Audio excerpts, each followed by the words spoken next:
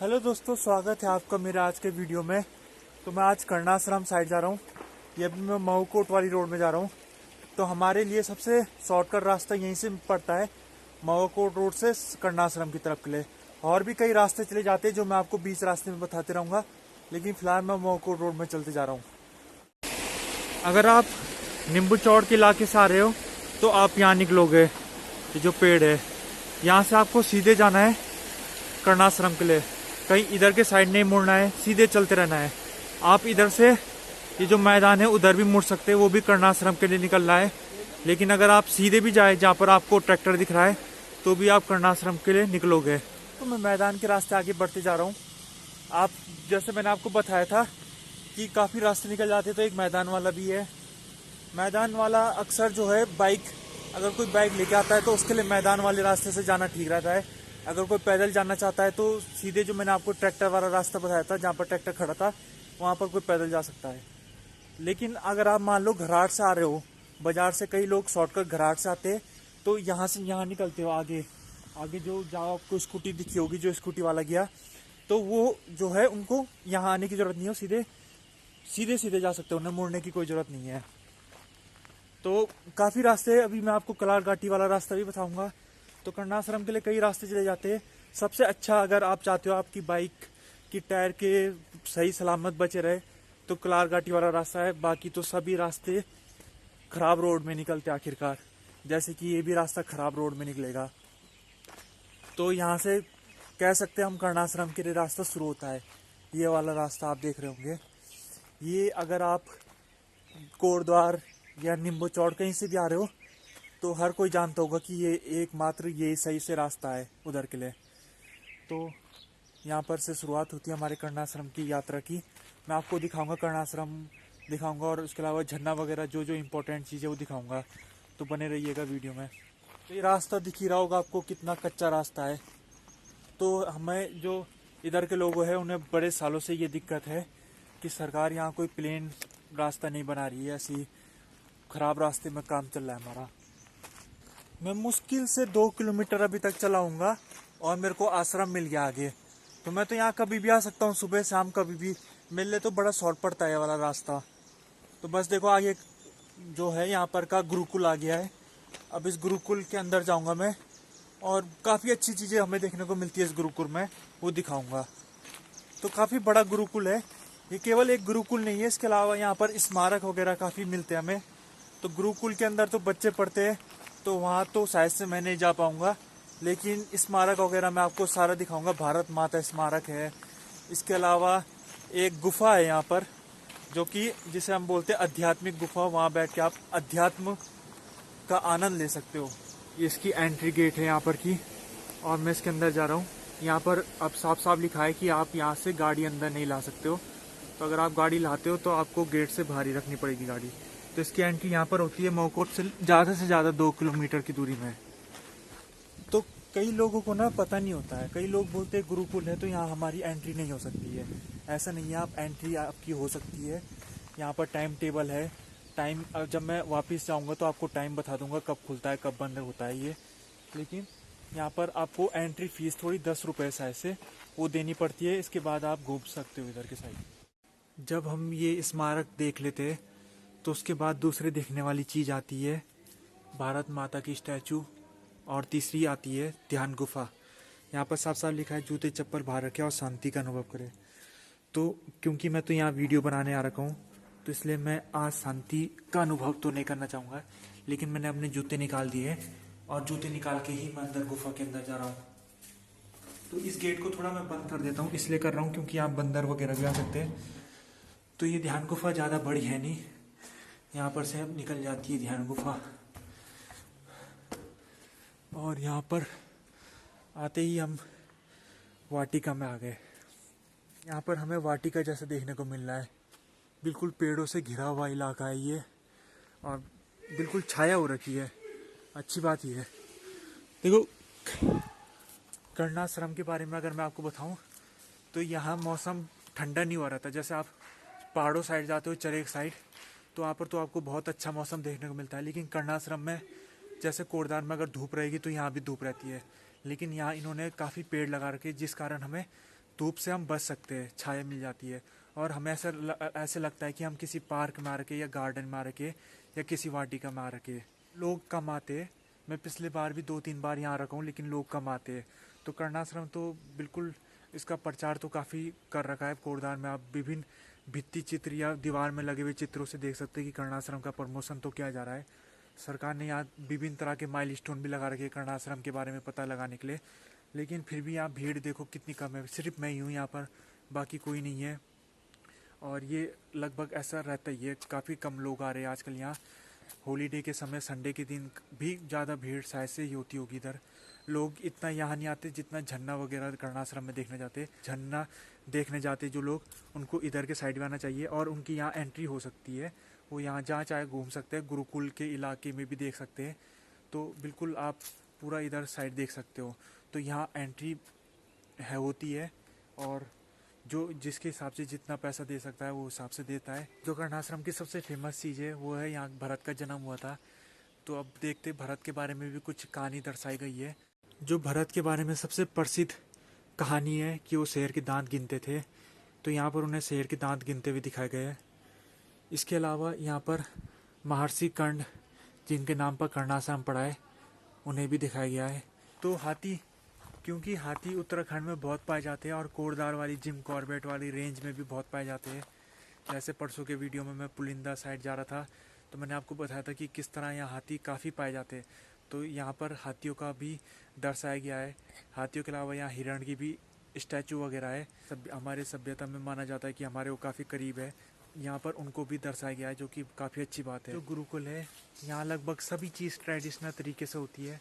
तो ट्रेडिशनली तरीक़ों से यहाँ पर चिकित्सालय भी खोल रखा है, जो कि भारत के प्राचीन चिकित्सालय की जो विधि है उसी विधि के आधार में यहाँ पर चिकित्सालय चलता है। तो थोड़ा चिकित्सालय घूम सकते हैं हम। तो मैं दिखाता हूँ चिकित्सालय वगैरह में क्या चीज़ हमको देखने को मिलती है। ट्रेडिशनल मेथड मतलब क्या हुआ? चिकित्सालय का ट्रेडिशनल मेथड है, एक है ध्यान साधना, यानी अगर आप ध्यान करोगे तो हो सकता है आपकी बीपी जैसी बीमारी में आप काबू पा सकते हो। इसके अलावा दूसरा ट्रेडिशनल मेथड है मसाज। तो यहाँ पर मसाज का भी रूम है, आपको मसाज के द्वारा आपकी बीमारियों की ठीक किया जा सकता है।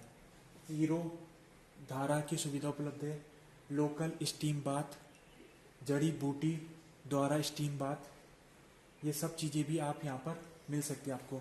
यहाँ का टाइमिंग है गर्मियों के मौसम में सुबह 7 बजे से लेकर शाम 7 बजे तक, सर्दियों के मौसम में सुबह 9 बजे से लेकर शाम के 6 बजे तक का यहाँ पर टाइमिंग रहता है। तो मैं गुरुकुल से तो बाहर निकल गया हूँ और अब मैं आगे आगे चल रहा हूँ। तो रास्ता वही है, जो भरत का मंदिर है वो आगे देखने को मिलेगा, साथ ही में झरना भी आगे मिलेगा मैं, तो वो काफ़ी प्रसिद्ध है।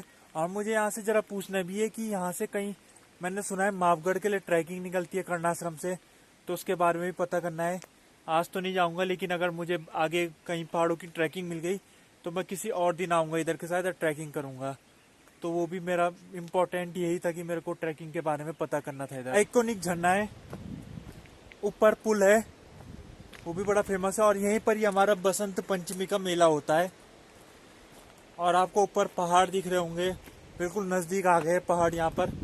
लेकिन मौसम यहाँ पर जैसा कोटद्वार का है वैसी है, धूप अभी आ रखी। पहले झरना देखेंगे, फिर उसके बाद भरत का जो मंदिर है वहाँ भी जाएंगे, थोड़ा पुल के साइड इधर के साइड जाएंगे। जब मैं वापस जाऊंगा तो कलार घाटी वाला रास्ता दिखाऊंगा कि कलार घाटी वाला रास्ता कहाँ से निकलता है। तो ये हमारे यहाँ कर्णाश्रम का पुल है और यहाँ से आते समय हमें इस रास्ते नीचे जाते रहना है झरने के लिए। तो चलो थोड़ा देख लेते झरना, पानी कैसा आ रहा है। जब हम झरने के सामने खड़े होते तो बिल्कुल कूलर जैसा लगता है, जैसे हम कूलर में बैठे हो। तो एक बार मैंने पहले दिखा रखा है यहाँ पर, लेकिन आज फिर देखते हैं। जब यहाँ पर बरसात का मौसम था तो पानी मिट्टी वाला आ रखा था, लेकिन अब साफ आ रखा है। और पूरा यहाँ पर, पूरा जो आप यहाँ पर रोखड़ देख रहे हो, यहाँ पानी भरा हुआ था। तो बरसात के टाइम पर यहाँ पर थोड़ा संभल के रहना चाहिए, लेकिन अभी तो पानी कम आ रहा है तो आराम से आप नहा भी सकते हो यहाँ पर। मैं अभी झरने से थोड़ा सा दूर हूँ, लेकिन इतनी गजब की यहाँ पर पानी की बूंदें आ रही है ना, क्या बताऊँ। इस झरने में नहाने का मजा तो गर्मियों के मौसम में है। अभी नवंबर दिसंबर में ज़्यादा भीड़ यहाँ होती नहीं है, लेकिन जून जुलाई में यहाँ काफी लोग नहाने आते हैं। तो झरना देखने के बाद मैं भरत के मंदिर में जा रहा हूँ। तो भरत के मंदिर के रास्ता ये वाला निकल जाता है और इसके काफी 2 रास्ते निकल जाते हैं, लेकिन मैं सीढ़ी वाले रास्ते जाऊंगा, वो थोड़ा शॉर्ट पड़ता है। तो यहाँ से हमें सीधे ऊपर सीढ़ी के रास्ते जाना है। अगर आपको सीढ़ी चढ़ने में दिक्कत आती है तो आप ये सीधे रास्ते भी जा सकते हो, जो कि घूम के आता ऊपर के लिए निकलता है। तो क्योंकि वो काफ़ी लंबा पड़ता है तो मैं सीढ़ी वाले रास्ते से जा रहा हूँ। 40-50 सीढ़ी चढ़नी पड़ेगी, उसके बाद मंदिर थोड़ा देख लेंगे हम। ये बंद है यहाँ पर का, नहीं खुला है, बंद है। तो हम इधर से रास्ते से जाएंगे।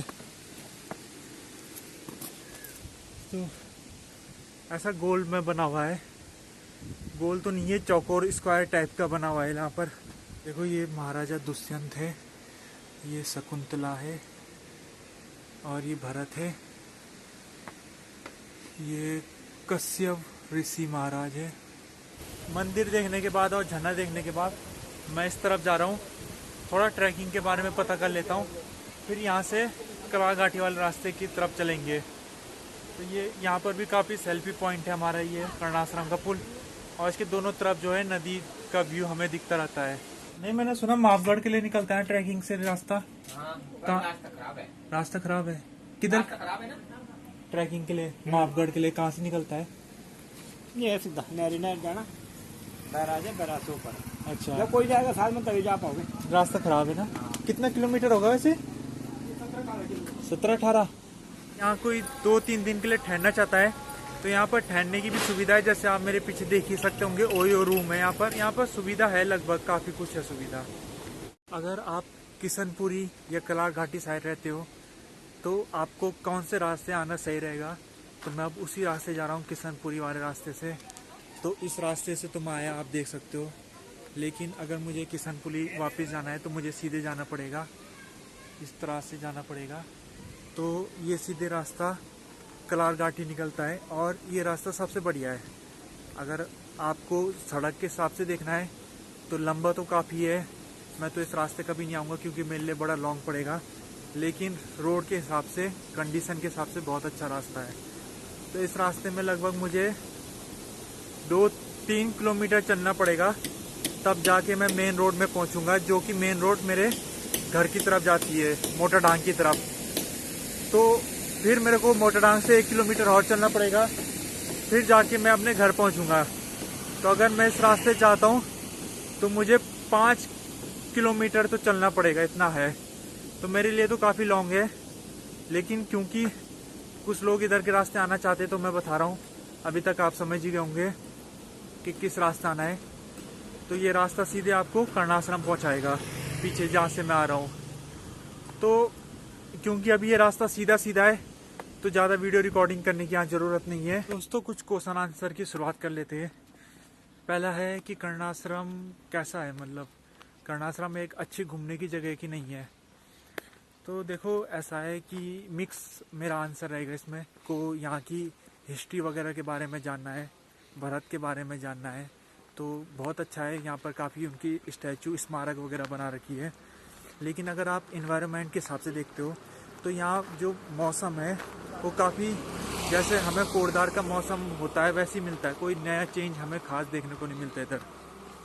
देखो, मतलब मैं कोरदार के हिसाब से अगर देखूँ तो कोरदार में वैसे ज़्यादा अच्छी जगह है नहीं घूमने लायक, टूरिस्ट स्पॉट टाइप की चीज़ है नहीं कोरदार में, क्योंकि कोरदार प्लेन का इलाका है।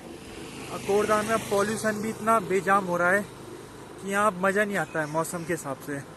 तो कम से कम अगर आप कोरदार वाली रेंज में देख रहे हो तो अच्छी लोकेशन है कर्णाश्रम। लेकिन क्योंकि कोरदार से अगर आप देखो तो बहुत अच्छी अच्छी लोकेशन है, पुलिंदा चरेक, वहाँ इन्वायरमेंट के हिसाब से बड़ा अच्छा मौसम रहता है, बिल्कुल वहाँ हवा भी इतनी प्योर आती है कि मज़ा आ जाता है वहाँ। तो मौसम की वजह से ही वहाँ लोग जाते हैं, बाकी वहाँ ऐसा नहीं है कि बड़ी अच्छी अच्छी जगह है बस, लेकिन मौसम फ़र्क कर देता है। तो इस क्वेश्चन का आंसर ये है कि अगर आप कोरदार में रहते हो और खासकर मेरे जैसे इलाके में जहाँ कर्णाश्रम 2-3 किलोमीटर की दूरी में ही हमें मिल जाता है, तो मैं तो भाई यहाँ कभी भी आ सकता हूँ, 2-3 दिन में एक बार तो आ ही सकता हूँ, तो मेरे लिए कोई दिक्कत नहीं है। लेकिन अगर मान लो आप काफ़ी दूर रहते हो 50-60 किलोमीटर दूर रहते हो, यूपी साइड रहते हो या कहीं और रहते हो, तो फिर यहाँ आना केवल कर्णाश्रम की वजह से ही आना थोड़ा यहाँ पर कह सकते हैं आप आ सकते हो, लेकिन इसके साथ ही आपको कम से कम इन्वायरमेंट के हिसाब से तो यहाँ काफ़ी परिवर्तन नहीं मिलेगा। कर्णाश्रम गुरुकुल में काम करने वाले काफ़ी लोग हैं, लेकिन उनमें से अच्छी बात ये कोई आपको डिस्टर्ब नहीं करता है। आप अपना वीडियो बना सकते हो, कोई आपको ऐसा भी नहीं बोलता है कि वीडियो मत बनाओ। कई लोकेशन में देखते होंगे आप कि लोगों को मना कर देते वीडियो के लिए, लेकिन वहाँ ऐसा नहीं है। अगर आप पूछते हैं उनसे किसी चीज़ के बारे में जानकारी तो बता भी देते हैं। तो कम से कम गुरुकुल के जो वहाँ कर्मचारी है, कोऑपरेटिव है काफ़ी, जो मुझे अच्छी बात लगी है। मैं लगभग यहाँ 4 किलोमीटर पैदल चल गया हूँ। यहाँ से आपको 4 किलोमीटर जाना पड़ेगा, तभी आप यहाँ कर्णाश्रम पहुँचोगे इस रास्ते से। और इस रास्ते जो है ये मोटरडांग साइड जा रही है। अगर आप बाजार या मोटरडांग साइड से आ रहे हो, अब बीच के आप रास्ते भूल गए कर्णाश्रम के लिए, तो आप इस रास्ते आ सकते हो एवीएन स्कूल के रास्ते, लेकिन ये रास्ता काफ़ी लंबा पड़ेगा। और यहाँ से अगर इधर के साइड देखें तो ये लालढांग की तरफ जा रहा है और किशनपुर ये आगे आएगा। मैं सोच रहा हूँ थोड़ी देर किशनपुरी के साइड चलते। कुछ महीनों पहले मैंने यहीं से अपनी वैक्सीन लगाई थी, जो कर्ण घाटी में पहला डोज लगाया था। तो उस समय तो यहाँ की रोड काफ़ी ख़राब हो रखी थी, लेकिन जितना अभी तक मैं चला हूँ तो सरकार ने लगता है यहाँ टल्ले मरवा दी, जिस कारण रोड अब काफ़ी अच्छी हो गई। मैं अभी किशनपुर रोड में हूँ। किशनपुर की रोड की पब्लिक ट्रांसपोर्ट के बारे में थोड़ा मैं आपको बता देता हूँ कि यहाँ पर जो भी बसें चलती है वो हरिद्वार की चलती है। यानी अगर आप देहरादून जाना चाहते हो तो इस रास्ते से तो नहीं चलेगी बस, वो हरिद्वार तक चलेगी। हरिद्वार के बाद आपको बस चेंज करनी पड़ेगी देहरादून के लिए। तो अगर आपको डायरेक्ट कोटद्वार से देहरादून जाना है तो आपको जो कोटद्वार का बस अड्डा है वहीं से ही आपको बस पकड़नी पड़ेगी, क्योंकि जीएमओ की गाड़ी यहाँ से चलती है बस, और वो हरिद्वार तक पहुँचाती है लालढांग के रास्ते। तो लालढांग अगर आप जाना चाहते हो तो जा सकते हो। आपको करना ये है कि आपको जहाँ से बैठना चाहते हो, आप मोटरडांग से बैठना चाहते हो, दुर्गापुरी से बैठना चाहते हो, कोटद्वार से बैठना चाहते हो, वो आपको लालढांग के रास्ते हरिद्वार बस अड्डे में पहुँचाएगी। हरिद्वार बस अड्डे से आपको देहरादून की पकड़नी पड़ेगी गाड़ी। तो चांसेस है, लेकिन आप अगर डायरेक्ट जाना चाहते हो यहाँ से देहरादून या यहाँ से दिल्ली, तो खैर यहाँ से इस रास्ते से जाएगी नहीं वो, या फिर किधर भी जाना चाहते हो तो आपको बस अड्डे से पकड़नी पड़ेगी कोटद्वार के। कर्णाश्रम में मेरा आज आने का मेन मकसद था कि मैं कर्णाश्रम से ट्रैकिंग के बारे में पूछूं, जो कि मैंने पूछा और मुझे पता चला कि वहाँ से मापगढ़ के लिए ट्रैकिंग भी निकलती है। लेकिन वो ट्रैकिंग इतनी आसान नहीं है, साथ में वो ट्रैकिंग इतनी सेफ भी नहीं है, क्योंकि लोग अब उस रास्ते जाना लोगों ने छोड़ दिया है। तो उस रास्ते अब जंगली जानवर मिल सकते हैं। तो उन्होंने मुझे सलाह दी कि भाई तो अकेले तो मत जाना, अपने साथ में 2-3 लोग ले जाना साथ में, तब तुम उधर जा सकते हो। और ट्रैकिंग लगभग 16-17 किलोमीटर लंबी है। कर्णाश्रम से मापगढ़ पहुंचाएगी सीधे हमें वो। मैं ये सोच रहा हूँ कि मैं एक दिन उस ट्रैकिंग में जाऊँ, लेकिन उस ट्रैकिंग में जाने के लिए मुझे सुबह 6-7 बजे निकलना पड़ेगा, तो तब जाके मैं कंप्लीट कर सकता हूँ ट्रैकिंग। तो ये वीडियो इतने तक ही रखते हैं। अगर ये वीडियो आपको पसंद आया होगा तो इसे लाइक कीजिएगा, कमेंट कीजिएगा और चैनल सब्सक्राइब भी कीजिएगा। देखने के लिए धन्यवाद।